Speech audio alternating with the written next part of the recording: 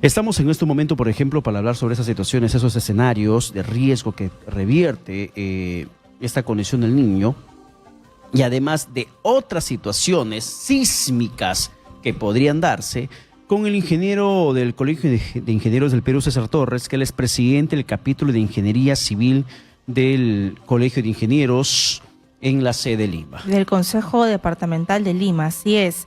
Ingeniero Torres, ¿cómo está? Buenas noches, bienvenido a Exitosa.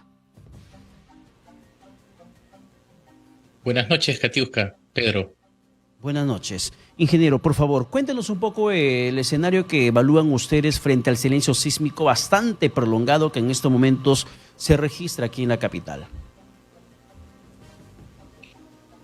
Bien, bueno, efectivamente, como bien lo ya se ha mencionado muchas veces, el silencio sísmico en la ciudad de Lima es bastante prolongado, ¿no? Hay que entender como silencio sísmico aquel terremoto de gran magnitud superior a grado 8 que no ocurre hace muchos años en la ciudad de Lima. El último gran terremoto que ha sufrido la ciudad de Lima de grado 8.8 ha sido en 1746. Posteriormente han habido otros sismos de mucho menor magnitud que han ocurrido, pero no han ocurrido con ese grado de daño que en esos años provocó la ciudad de Lima. Y hay que entender lo que implicaría en pérdidas de darse este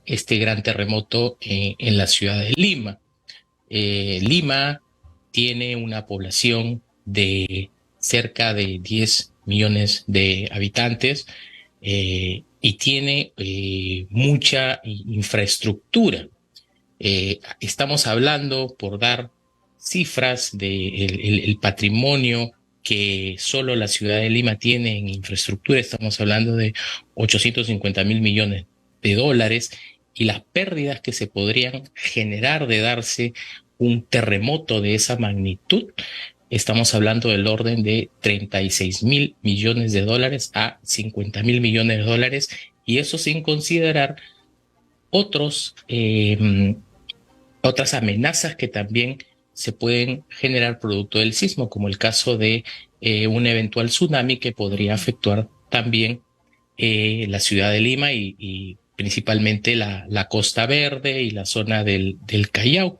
Y asimismo también pérdidas de vidas humanas, 200.000 personas que podrían fallecer, 2 millones de personas heridas, y también evaluar actualmente las condiciones de ciertas estructuras que también actualmente podrían estar en riesgo.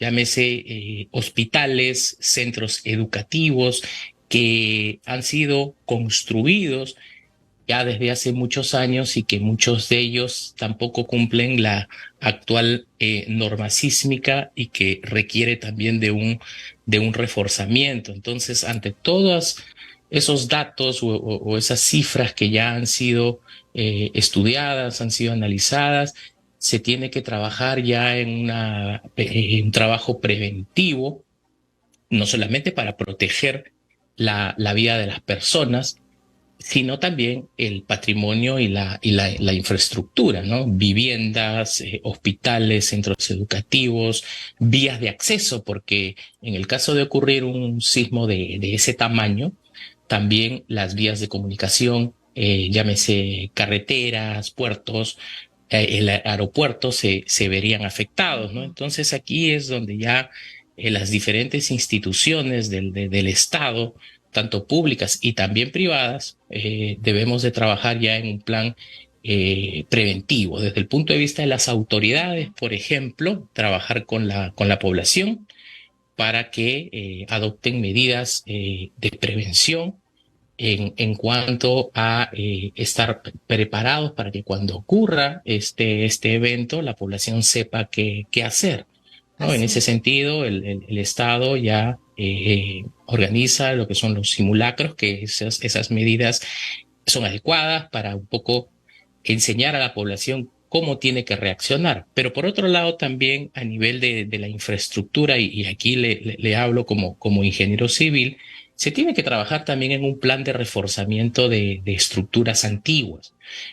Como les he mencionado, hay muchos hospitales, muchos centros educativos que ya tienen condiciones en las cuales pues no soportarían un sismo. Entonces se tiene que trabajar también en un plan de reforzamiento y también de protección a zonas, por ejemplo, cercanas de laderas. Hay en muchas partes de la ciudad de Lima tenemos viviendas que también están cerca a la ladera de los cerros, que pueden haber desprendimiento de rocas, deslizamiento. Entonces hay que trabajar ya en un planeamiento que justamente prevenga todos estos daños que les he comentado, Así ¿no? es. Como parte de una mitigación. Así es, ingeniero. Hay muchos mitos en torno a lo que podría pasar con el silencio sísmico y frente a ello le hago la pregunta, hablar de un terremoto, de algún movimiento telúrico en el Perú o en Lima nos genera mucha preocupación, estrés, pero lo principal, como usted ha mencionado, es la prevención. ¿Cuáles serían las zonas más afectadas? ¿Cuáles serían, digamos, las zonas más vulnerables?